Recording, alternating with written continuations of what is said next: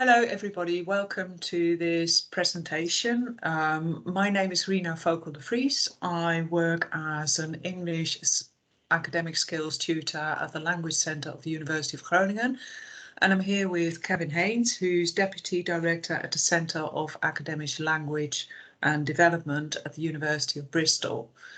In recent years, Kevin and I more or less swapped places. Kevin used to work at the University of Groningen and I used to work in the UK at the University of Birmingham, but we're both back in our home countries now. We've been having quite a lot of conversations in recent years, reflecting on our profession and how things are developing, and this presentation is one of the results of these conversations. It builds upon an earlier presentation, which we did for the Bali 50th anniversary, but we wanted to take things a bit of a step further. So here's the next step, as it were. So Kevin, can you move to the next slide, please? Okay, as our title reflects, we wanted to focus on expressions of identity, and the subtitle is International Intercultural Communication for Academic Purposes. And the idea is that I have an EAP tutor background, but that the focus should maybe more about helping students to communicate in an international and intercultural setting, and not so much helping them develop English language skills only. The English is a means towards an end, as it were. So the idea is that the students learn to function successfully in the international academic community. We are also very aware that in the international classroom, students come to that classroom, they have different cultural backgrounds, different academic experiences, maybe come from different educational systems, and also bring a lot of their own knowledge to the classroom. And as Aguilar says, these things need to be taken in account, but it's also something we can use in our teaching. Next slide, please. The idea is that, as with all education, that it is a transformative process, and Holliday, Hyde and Kullman says that, especially when it comes to learning a second or additional language, that links to things like culture and identity. So you need to become maybe a slightly different person, develop using a different language, and that counts for all students, of course. I mean, in my Dutch teaching groups, I have a lot of international students who are also native speakers, but they also need to learn to communicate at an academic English level. To achieve this, as Leask points out, it's important that we engage students with the diversity that's in the classroom, whether that's cultural diversity, linguistic diversity, but also when it comes to research. So we can meet that objective to help students develop the international intercultural perspective they need to function later as global professionals, academics and citizens. So all students have to transition and make adjustments in identity, and maybe also the teachers. And that fits in very much with our understanding of identity and the idea that identities are constantly in flux, as Ross Ivanic has written.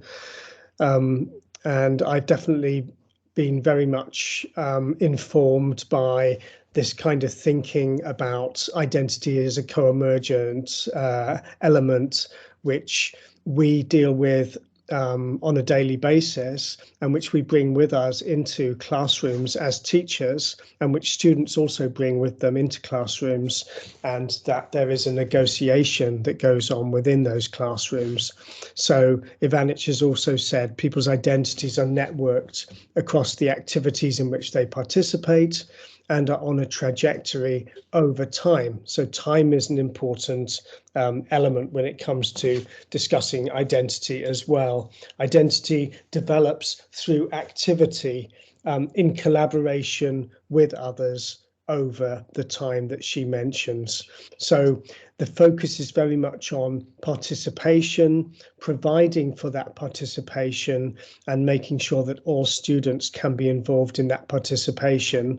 And also a recognition, I think, on behalf of teachers, whether you be an EAP tutor or a disciplinary tutor, that you also bring your identity into the room, and that your identity is also something which is emergent and changing as we take part in these kind of educational activities, which are part of the changing world in which people are transitioning.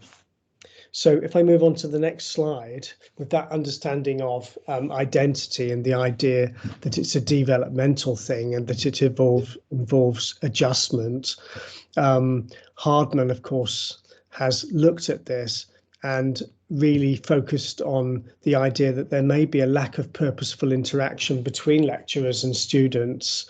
When students are coming to lecturers from different cultures, they're coming from different linguistic backgrounds, and they're using a language which isn't their first language. There can often be a mismatch or a misunderstanding, which implies that the lecturers also need to evolve a little bit in terms of thinking about what their students need and who their students are.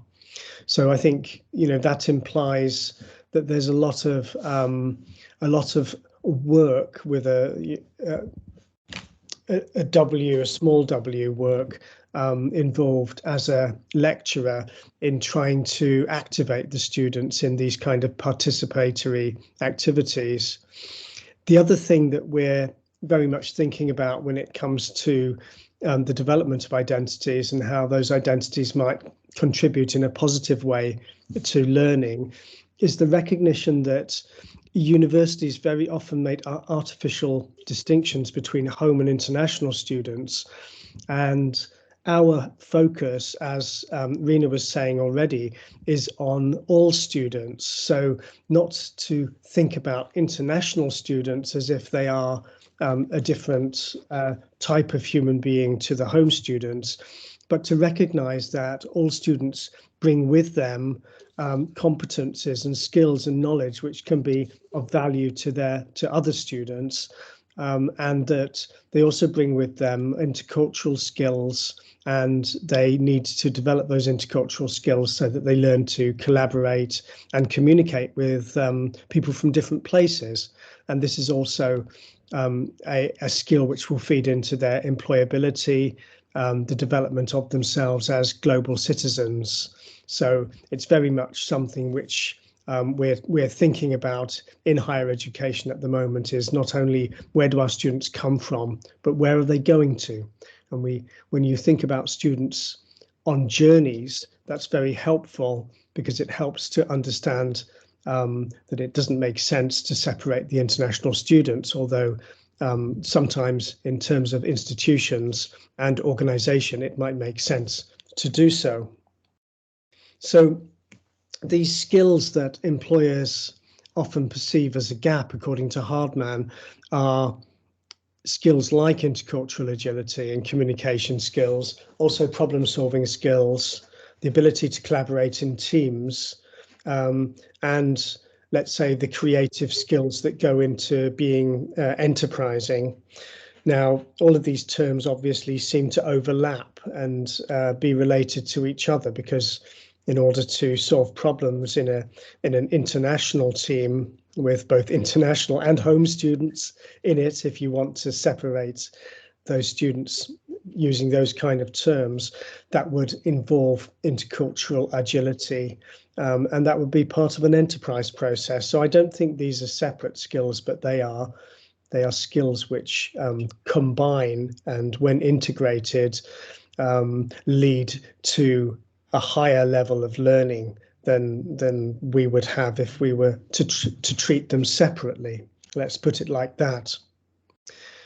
So at Bristol now, with our pre-sessional courses, we put an emphasis on the skills and strategies that students need to use to communicate effectively in academic contexts, but we also put an emphasis on how students collaborate, how they participate, and there's a lot of teamwork goes on our pre-sessional. There's a problem-based learning element which runs through the course, and there's a lot of feedback going on. As you can see in point 4, we're not just providing feedback to students, but we're also teaching students how to provide and how to receive feedback and how to evaluate and reflect on their own development. So our assessment is very much portfolio based, and it's very much based on trying to help the students towards a criticality and self-criticism in the most positive sense of the word, so that once they leave us on our pre-sessional, they go into their postgraduate courses, they're already equipped to move forward in their own learning in relation to others. Okay, so with these learning goals in mind, I mean, it's very important that we say, okay, so individual differences, that's a source of diversity and that can enrich learning. So we need to create awareness that diversity is a positive resource. In the Netherlands, where I teach now, I mean, strictly speaking, the home students would be the Dutch students, the international students could be native speaking students, but we try not to see it as such, but say, okay, so we have this diverse student population. People bring different learning experiences into the classroom. They have a different knowledge background. And as a teacher, I try to design activities that stimulate being aware of this diversity and also how we can capitalize on that. Spencer-Oatey and Dauber say that this learning, which can be transformative in many respects, can be achieved if we as teachers support students in acquiring new perspectives. So when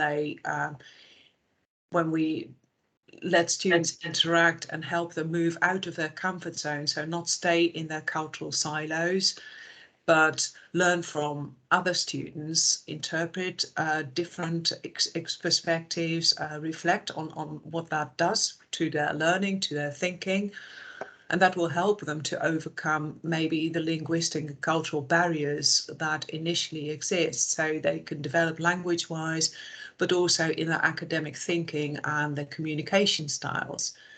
An example would be when you think of diversity as a resource and how students can learn from different perspectives, is what Sequeira said in their publication of 2021, when often EAP teachers see silence in the classroom as a problem, but we can use it constructively, so we can maybe apply different models as teachers. So suppose you have an American student in the classroom who comes from a culture where performative learning is valued very much, and the class participation, active participation is key, which reflects in someone doing a lot of talking, voicing their opinions, being in the same group as a Japanese student who comes from a culture where reflection is valued much more, and silence, which expresses I'm listening, I'm reflecting on what you say. We can maybe support the students in, okay, so what can you learn from each other? Can you maybe mutually adjust and negotiate maybe a communication style that works for both? And then you arrive at a situation which Carol says, she has a lovely chapter in her book which is called This Is Your Place Too, when you elicit students' cultural background and draw on their experiences and link that with new ideas. So it's not as if you come to the university, you have to leave your past self behind and build up from scratch. No, you build on what you already have learned during your life. You build on your cultural background, and that also signals respect for other perspectives. So what this needs, of course, is when we want to create that culture of valuing each other, is create a pedagogy, use a pedagogy that stresses dialogue, interaction a lot, like Hardman also stresses. So then students can engage meaningfully with diversity. So maybe move away from the traditional lecture or lesson model, maybe apply other forms of teaching.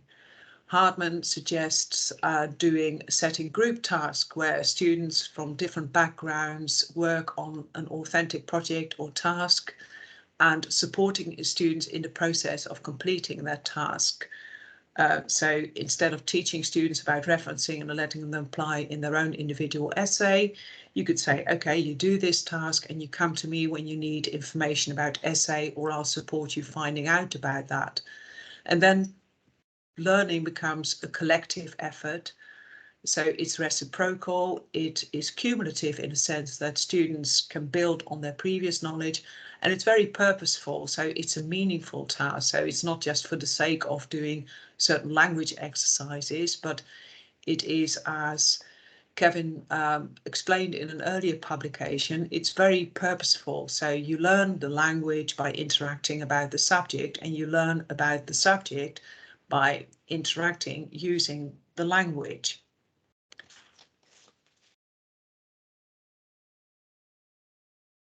So what we need to do is facilitate that dialogue. So the content lecturer and the students need to interact, so enter into dialogue with each other. So it's a process of negotiation, not just between students.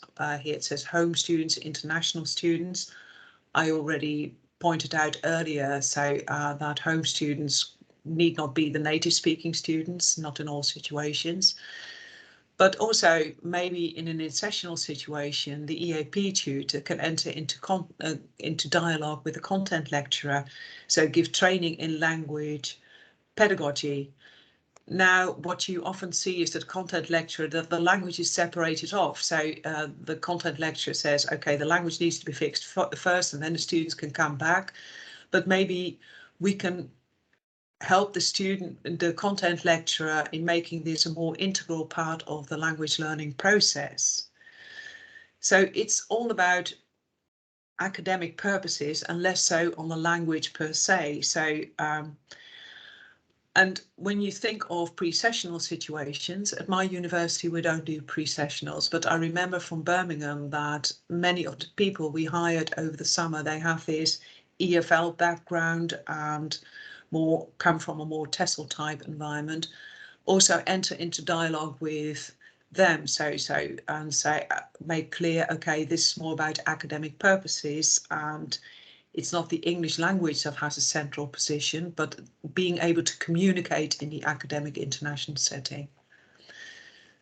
What I personally find very important is I read this great article by Wim Penny et al. About how we also need to be critically culturally aware of ourselves, so of our own identity. What do we bring into the classroom? We're not neutral entities, and we might have to move out of the comfort zone as well and make adjustments and adaptations. I often feel I'm in a situation of negotiation with my students, because we talk about international English and what is that exactly, and I also have to think about that.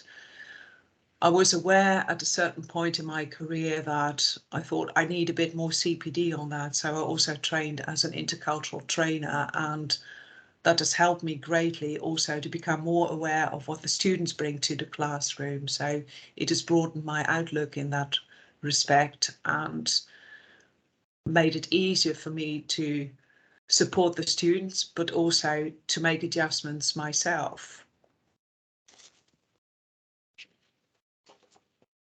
So I think if I come in here just to wrap up some of the things that we've been talking about so far, there's definitely a very strong argument for the integration of teaching and learning processes, so that in many ways what we're teaching when we teach language is integrated into a certain form of pedagogy, and it's also integrated into an explicit approach to dealing with cultures within classrooms and alongside classrooms, so that we develop materials and assessments that build upon the students' cultural and social capital.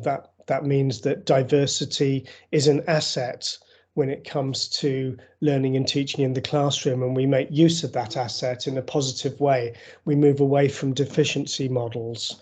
A pedagogy which allows for this purposeful interaction that we were discussing, and the word authentic, I think, is very important here, as is cumulative, as we mentioned earlier. This needs to be a managed process, which is nevertheless negotiated with the groups of students that we have in our room, in our courses. So we need to provide space for the students to share their experiences and contribute to lessons and to courses, and possibly to course design. And we use the diversity that we find when we manage to present different perspectives during classes, for instance, developing cases, authentic cases, which are not just isolated examples, but which fit well into whatever it is the students are learning, and recognise the importance of the different contexts that are in the classroom. Even if we're in the UK, a lot of those contexts will come from elsewhere, and a lot of the people in the UK, including the home students, will be heading off somewhere else when it comes to their future employment. And Carol has also said we need to use hot moments as teaching opportunities to probe further. So just to give a couple of examples of the work that I'm involved with, which will support these processes.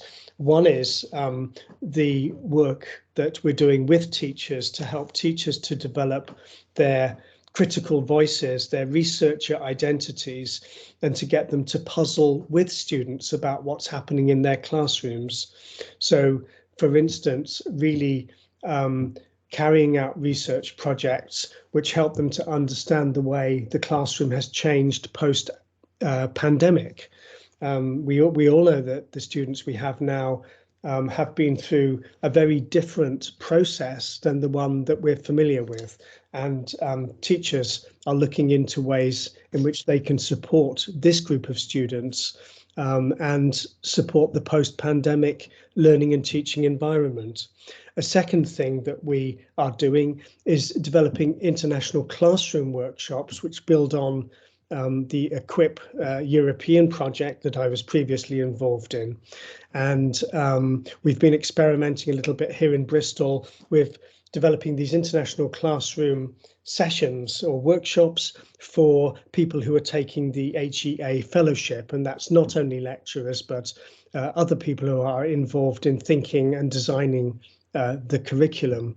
So that includes, for instance, people who are involved in advising students. It could involve people who are involved in recruiting students, and of course, most importantly, it could include the students themselves. So that's just a couple of examples to finish on, which will help you perhaps to think about the way you are also trying to break down some of these barriers and to make sure that there is integration, because I think maybe I want to coin the term disintegration for situations in teaching and learning where the integration is not being achieved in a way that contributes to these kind of intercultural international classrooms that Rina and I are talking about.